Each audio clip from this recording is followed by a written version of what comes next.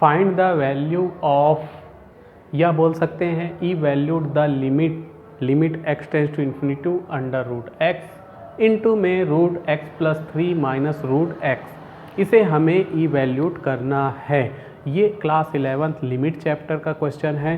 ठीक, अगर तुम 11th या 12th के स्टूडेंट हो या पॉलीटेक्निक के स्टूडेंट हो और तुम्हें क्लास 11th और 12th के मैथ्स चैप्टर के वीडियो चाहिए तो तुम प्ले लिस्ट में जा कर के चैप्टर वाइज क्वेश्चन को देख सकते हो। तो शुरू करते हैं इस क्वेश्चन को। तो यहाँ पे हम डायरेक्ट लिमिट नहीं रखेंगे, पहले तो हम यहाँ सॉल्व लिख देते हैं। ठीक, सॉल्व लिखना सबसे ज़्यादा ज़रूरी है क्योंकि इसमें नंबर तो मिलना नहीं है। तो यहाँ हम डायरेक्ट लिमिट नहीं ले सकते, डायरेक्ट लिमिट लेंगे तो ये इन्फिनिटी, तो ये हो जाएगा limit x tends to infinity root x bracket में root x plus 3 minus root x। तो जैसा कि मैंने कहा कि यहाँ रैशनलाइजेशन होगा, रैशनलाइजेशन ऑफ न्यूमरेटर।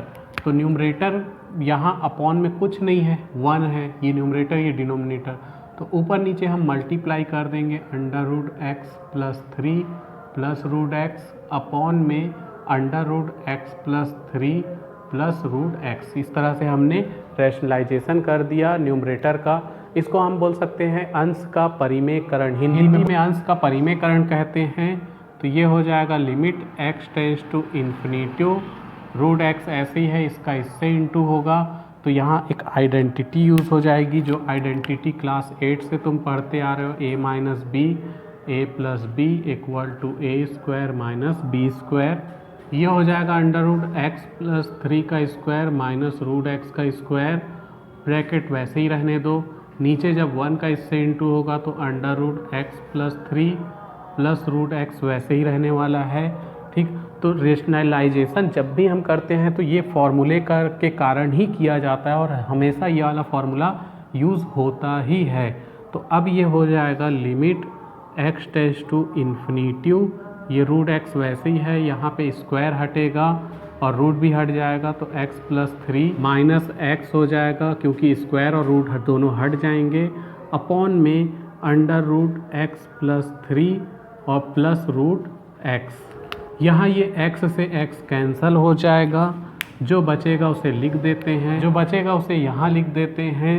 तो ये हो जाएगा limit x tends to infinity root x into 3। ठीक, यहाँ 3 बच रहा है और अपॉन में under root x plus 3 plus root x। तो नीचे रूट x कॉमन निकालेंगे, लेकिन रूट x इतनी आसानी से कॉमन निकलेगा नहीं। ठीक, पहले limit x tends to infinity लिख लो, यहाँ 3 रूट x ऐसे लिख सकते हैं।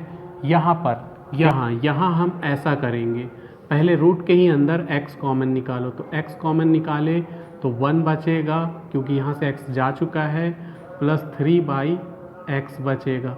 ठीक, और ये ब्रैकेट बंद कर दिए, प्लस रूट x ऐसे ही है। ठीक, यहाँ पे रूट के अंदर हमने x कॉमन निकाला x प्लस 3 से, तो x प्लस 3 से x कॉमन निकाले तो 1 बचा, प्लस 3 बाई एक्स बचेगा। अब limit x tends to infinity वैसे ही है, 3 रूट x, इसको अलग अलग कर लो, ये रूट x हो जाएगा इंटू में root 1 plus 3 by x plus root x वैसे ही है। अब रूट x कॉमन ले लो। ठीक, limit x tends to infinity वैसे ही है, 3 रूट x, पूरे से रूट x कॉमन ले लेंगे तो ब्रैकेट के अंदर बचेगा root 1 plus 3 by x plus root x तो कॉमन निकल चुका है, प्लस 1 बचेगा। अब इस रूट x से रूट x को कैंसिल कर सकते हैं। ठीक, ये टेंशन ख़त्म हो गया रूट x का। तो यहाँ बचेगा limit x tends to infinity 3 upon में, ब्रैकेट नहीं भी लगाएंगे तो चलेगा, 1 प्लस 3 बाई एक्स प्लस 1। अब टैकिंग लिमिट ले लेंगे, तो टैकिंग लिमिट जैसे ही रखेंगे तो जहाँ जहाँ x है वहाँ वहाँ इन्फिनिटी रखना पड़ेगा। तो 3 upon under root 1 plus 3 by infinity plus करके 1 वैसे ही है, तो 3 upon under root 1 plus 3 by infinity 0 हो जाएगा, प्लस 1, 3 अपॉन 1 प्लस 0 1 ही रहेगा, under root 1 plus 1, 3 upon 1 plus 1, 3 by 2, this is answer, यही हमारा आंसर है।